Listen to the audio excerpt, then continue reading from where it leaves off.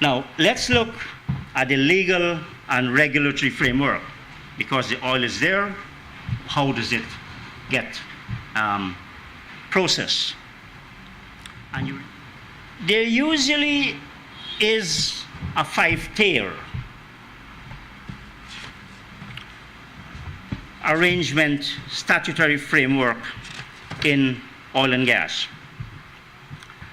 Many countries have, for example, Iraq and Ethiopia, the Constitution establishes the ownership of petroleum products and the rights in petroleum in Guyana.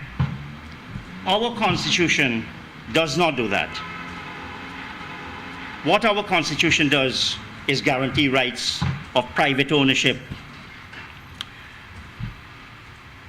It provides no expropriation without compensation. It guarantees the right to a healthy environment for all our citizens under Article 149J.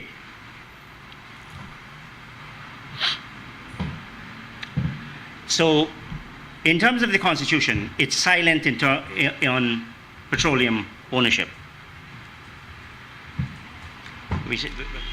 The 1939 Act, I think it was Section 2, provided that all the property in petroleum is owned by the state of Guyana. So even if you go into your very extensive backyard or your farm and you were to discover petroleum products, it belongs to the state.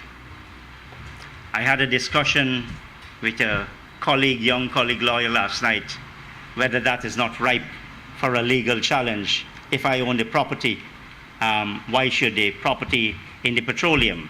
Because of course, Article 142 of the Constitution guarantees you right of ownership to property. So how come some piece of legislation from 1939, before our Constitution, tells us that that petroleum does belong to you? For those of you who are thinking of bringing such a challenge, you have to bear in mind, not the legal costs, I notice this smiles, not the legal costs, as much as the fact that there's only one single country in the world. I believe all the literature says that. I haven't checked every single country. Only the United States of America. Their legislation says, if you find it on your land, it is yours. On that score, I must tell you, I agree with them. So in 1986, the Petroleum Exploration and Production Act, number 3 of 86, substantially repealed the 1939 Act. The 1939 Act had 15 sections. It repealed 13 of the 15 sections it allowed. It left the 2. One, the long title. One, the short title, and the second one, the question of ownership. That is, that the ownership, the property in petroleum is owned by the state. And new regulations were published.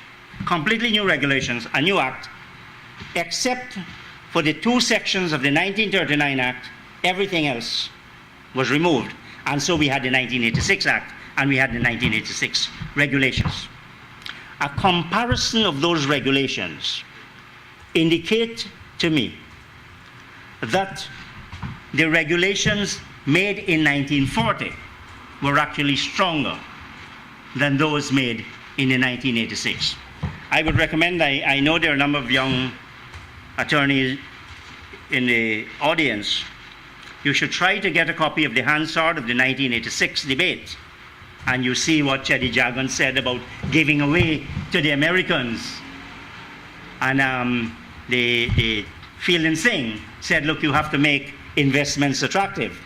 One of the great paradoxes of life is Cheddi Jagan, the wife of Cheddi Jagan, ended up giving to the Americans one of the most generous petroleum licenses. She signed the agreement and the license.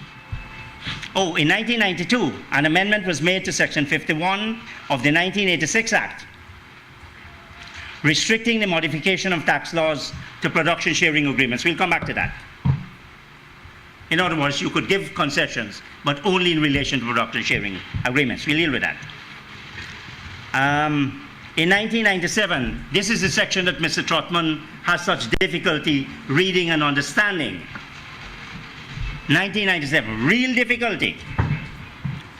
That it increased the penalty for breach of prohibition on authorized disclosure of information. It had nothing to do with the prohibition being set in 1997.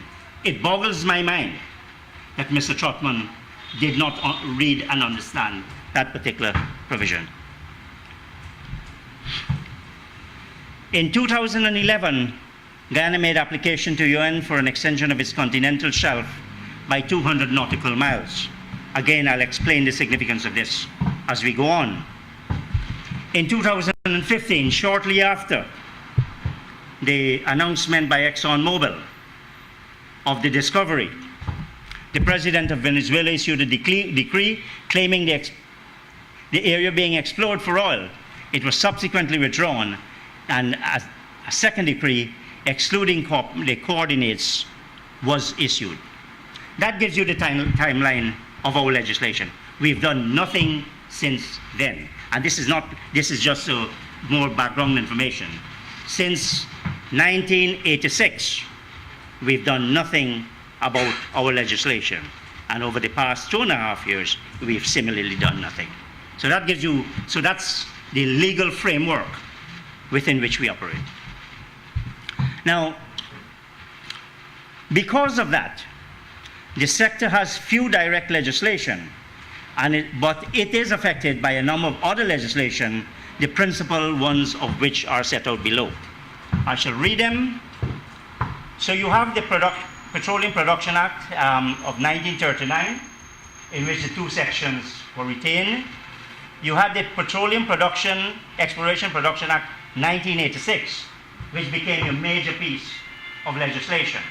That act permitted the entering into of petroleum agreements by the minister. The problem with that is that they did not set the parameters within which the minister could enter into agreements. And of course you had, as we said, the Petroleum Exploration and Production Regulations of 1986. Those are the only pieces of legislation we have at this moment dealing with petroleum. Even though on a per capita basis, we've now jumped right up to 10 in the queue. You do have indirect, you have the Environmental Protection Act, Investment Act, the Occupational Health and Safety, the Labor Act, Termination of Employment. Labor Act, I think, comes from 1916 or 1918. The Termination of Employment Act, the Accidental Health. Lots of those pieces of legislation were issued by the PPP administration in the late 90s. So we don't have, either directly or indirectly, modern legislation dealing with petroleum.